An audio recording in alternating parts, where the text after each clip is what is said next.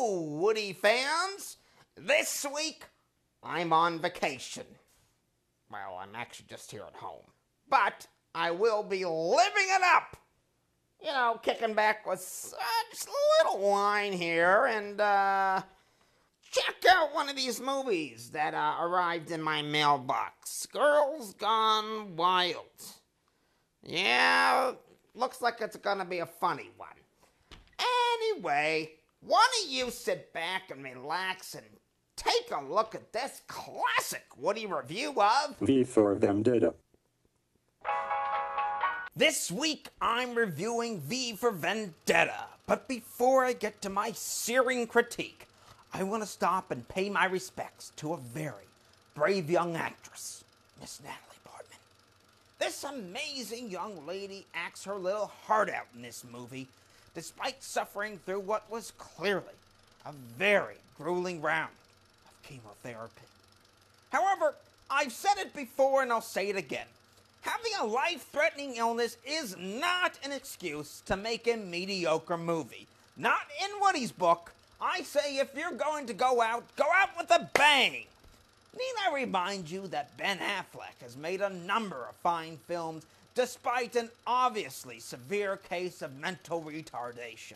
V for Vendetta is a dark political thriller about a society where terrorists blow up national landmarks and the government responds by cracking down on civil liberties.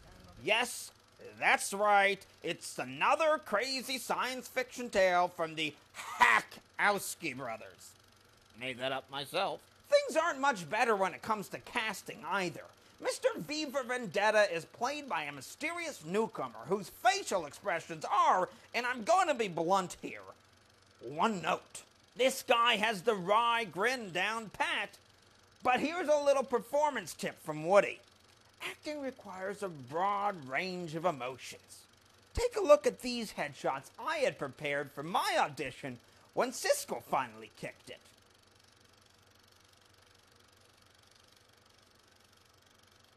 And even though this guy's name is V for Vendetta, he doesn't seem to understand what a vendetta is. A vendetta can't be some vague attempt to fight back against an oppressive government. Boring!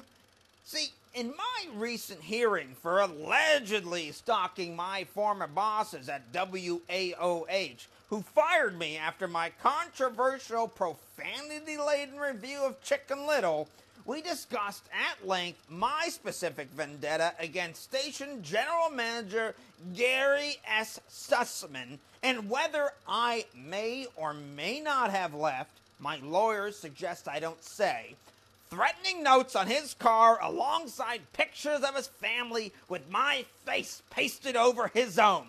Now that's a vendetta! Albeit not a very successful one.